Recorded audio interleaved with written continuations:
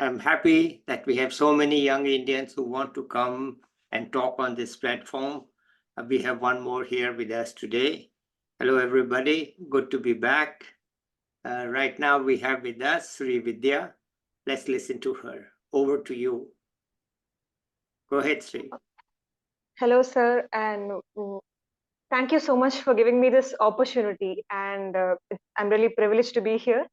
And yeah, hello, everyone. I'm Sri Vidya, and I am pursuing my master's at Madras School of Economics. I'm a first year student. So my journey is something very interesting because I would say that I'm someone who always loves challenges, and I just followed my passion. So I did my bachelor's also in Chennai in Stella Maris College. So I would say my journey basically started right from my 11th standard. So I took commerce group actually with the idea of pursuing a chartered accountancy, and I was really good with numbers and everything. So I mean I was really good at accounts, but I always felt like I needed something more challenging, though I didn't know what it was.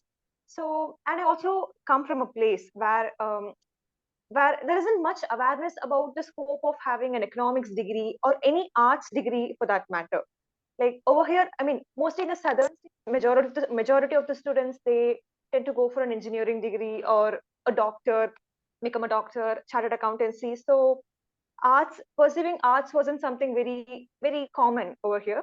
So I never really thought about pursuing a career in economics. So during my school days, I used to just love maths, and I was very much fascinated by every little concept like differentiation, linear algebra, or everything. And I had really good teachers. Internet was really helpful, libraries and everything. So and I was able to visualize like the intuition behind everything. And so after 12th, I pursued my bachelor's in commerce. So I actually did my BCom in Stella Maris College. So the plan was to study CA side by side, but because of the COVID and everything, my first year classes were actually online. So at that point, I was in a big dilemma. So I knew that something didn't feel right. I didn't enjoy accounts as much as I used to do.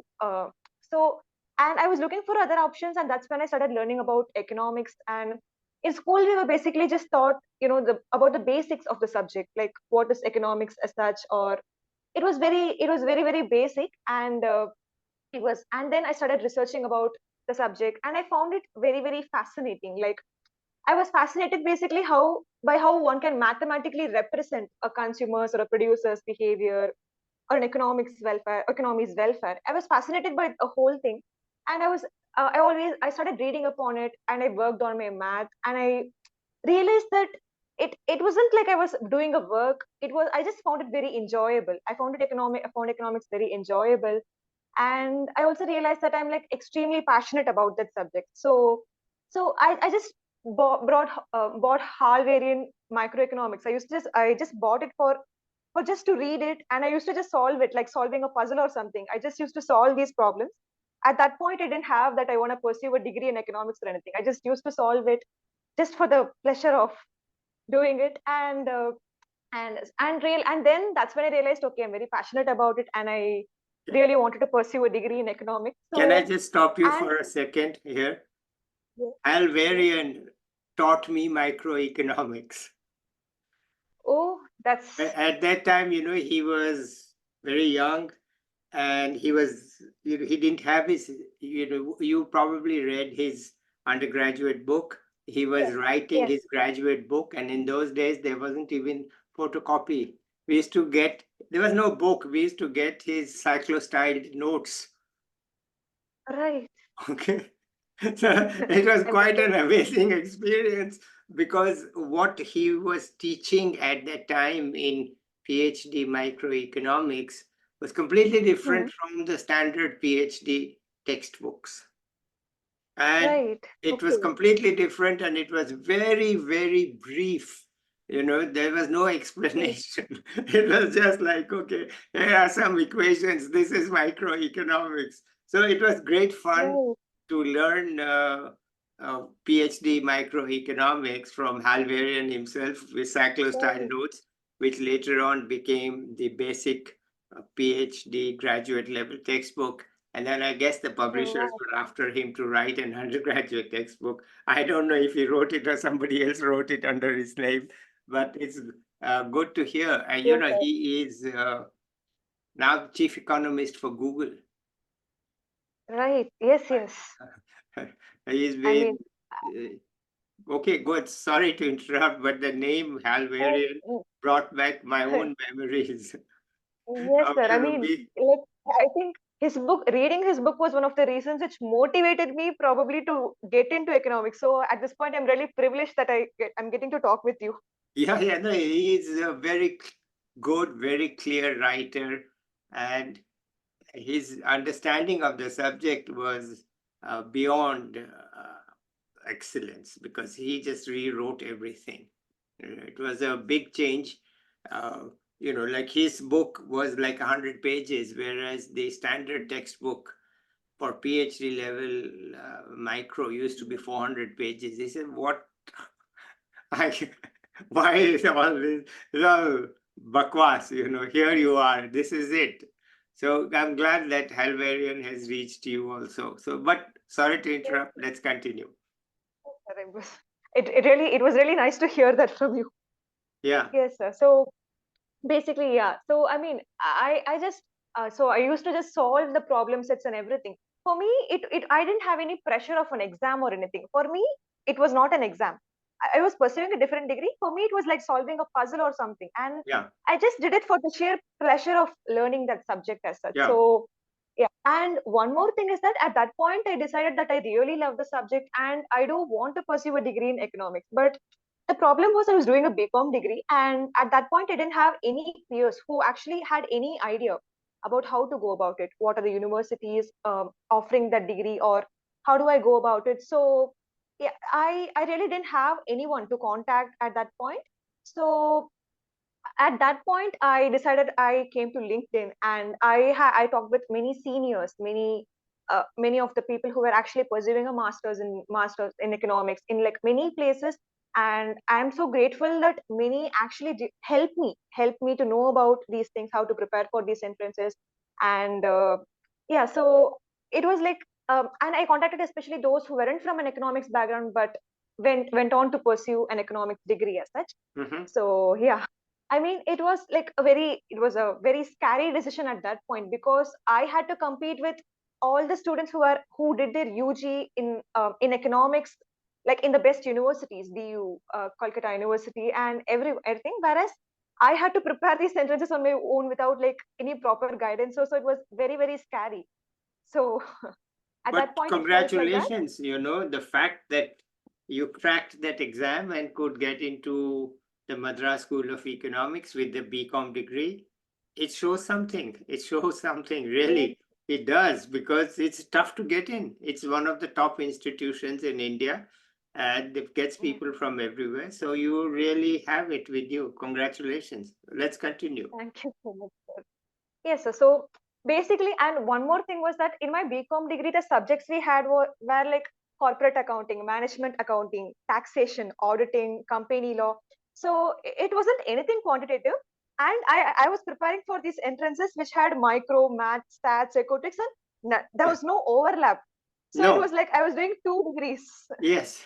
So yes, but still I found it very challenging, and so I really love doing it. And in my third year, I did actually take online coaching as such, and I made friends online. I mean, virtually, I kind of made friends who really helped me out, who were able to solve my doubts and everything. So yeah, it was actually a very hard and a scary journey, but it was definitely worth it. And my first, I mean, like I was very unsure about it until I gave my IIT jam. IIT has this joint admission for masters, this entrance examination. So they had for economics, IIT provides IIT Delhi and IIT Roorkee. They do provide economics. For that, the jam entrance examination, it happened in February. That was the first entrance exam I gave, and at that point it was very scary, but I managed to get an all India rank 33 at that all India Wow. rank 33 in that jam exam. And that's when I realized that till that point I was unsure about my preparation. Was I doing something right or anything? But at that point it felt it was all worth it, and I continued to prepare for these entrances. And even for the MSc entrance exam, I managed to get a state rank, a third state rank. And so yeah, so now I'm just grateful for following my passion. At that point, it felt very, it was very all very, I was very unsure about it. And yeah, so right now I just finished my first semester and I'm in my second semester right now. So you And the chose professors here are, you chose not to go to IIT. You chose to stay back in Chennai. yes, sir. I mean, I got admission in IIT Roorkee, and there were many other factors, and I wanted to pursue my degree in a sheer economic school as such. IIT Roorkee, it's definitely a very wonderful institute, but Yeah. I had this thing where I had to pursue it in a sheer economic school as such. Okay. And Yeah. Okay, good. No, I'm so just curious because some people would say, you get the IIT stamp, but the Madras School of Economics stamp is as good. No problem. For those who know. Right. Okay, let's yes, continue, please. yes, sir. Yes, sir. So I mean, the professors here are also like really, really amazing, and the first class of the microeconomics were actually introduced to Mas Kolel. So his textbooks, we were introduced, and like, and even then I was a bit scared, but then once I started attending the classes, each and every concept was it's like extremely wonderful. Like, we were taught about deriving the Slutsky matrix and how the Slutsky equation, and even now I'm very much fascinated, like how that even representing a consumer's choice or everything, how are we like doing it with the help of an equation? Still now I just find it very fascinating. And to be Right. honest, yeah, even every day now it doesn't feel like studying, it feels like I'm doing something really nice. And not just microeconomics as such, like even statistics, like the intuition behind using the statistical test, or Yeah. even we have a math paper using the Lagrange multipliers, the intuition behind it, and Yeah. everything just pulls me, and I'm just really grateful to be here. And Yeah. So you are a so certified nerd, huh? yes, yes, You are a certified. Anybody who says I love Lagrangian multipliers has to be a certified nerd. yes, Yeah. yes. Not, I mean, not many people love it. It's only you and me who love such things. yes, sir. But I mean, it is hard, but I love challenges, and Yeah. that's the reason I think I like it very much. Yeah. Okay, good. Let's Yes, continue, please. yes, sir. Yeah. So right now, I mean, I did do an internship in my UG and all, and but it was mostly about accounts. I just worked under an auditor. It was related to mostly about accounts. Yeah. So I'm new to economics, but I do have a plans. Like for me, I'm very much passionate about the subjects, so I want to get into research. So even my future goals are basically to get a PhD and maybe get into teaching. I'm very much interested in it. And so I mean, right now I'm just planning that I want to do some internships, like research internships, or work under research assistant as under professor. I just want to gain some experience in research, and I'm also learning more about data science, using the Python, R, and all the other latest softwares. And I'm just trying to equip myself with all the relevant skills and knowledge which are needed to enter the field of research as such. So that's something I'm working on right now. And yeah, so that's about me. Okay, but Right. what about your non-academic side? Is there a non-academic side? Yes, so basically I'm a trained classical singer. I'm a Carnatic musician. So Yeah. I've been trained since I was 6 years old, I guess, and Yeah. I've given a lot of stage performances as such. And basically I also, in my school, I also used to organize these book reading clubs as such. I love reading books, so Yeah. I collect books. I just have this passion for collecting books. Yeah. I mean, I'm not non-fiction. I mostly read just fiction books, but Yeah. it's Okay. just nice to lose ourselves in a world, in an imaginative world as such sometimes. So I just love to read books. And that's about me. And during my UG days, I used to just volunteer. I love volunteering, but after MA, it has been hectic and I haven't been able to do it. So I used to volunteer for this. There's a school, Vijay Human Services. So basically, it's a school for autistic children. So I used to volunteer, go there, try teaching the children. So that's something I really, really, really find it enjoyable. And after MSc, now recently it's been really hectic and I haven't gotten the time to do it. But this year I do want to make time to do that as well. Right, let me ask if you have a short 30-second video of your singing performance somewhere, because we can pause this and you can find it and play it if you want to. It's in the guidelines. It's in the Vidped guidelines that, and people have played. There's one girl who showed a clip of her sister and she playing the guitar, and somebody showed me playing soccer. So if you want to show, yes, sir, sure. I mean, how do I do it as such? Like, should I present it in my screen? I mean, yeah, I'm just so using I a will phone. pause the recording till you Okay. find it, or if you, I'll pause the recording till you find it. Then you can play the clip here, and then we can listen. Okay, so I'll pause it until you are ready. Okay. Yes, sir, sure. Okay. We are back from the preparation.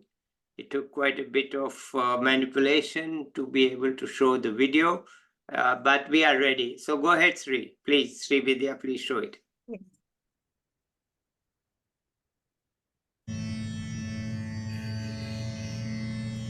सितारे झिलमिला उठे, चराग जगमगा उठे, बस अपना मुझको टोकना न पड़ के राह रोकना, अगर मैं रुक गई अभी तो जान पाऊंगी कभी, यही कहोगे तुम सदा के दिल अभी नहीं भरा, जो खत्म हो किसी जगह, ये ऐसा सिलसिला नहीं, अभी नहीं, अभी नहीं, नहीं, नहीं, नहीं, नहीं, अभी ना जाओ छोड़ कर के दिल अभी भरा नहीं. Wow. Just Okay, you can stop sharing the screen. just a second. Sure. Well, how come you chose such an old song? It's from my days. One second, I'm just trying to stop sharing the video. Yeah.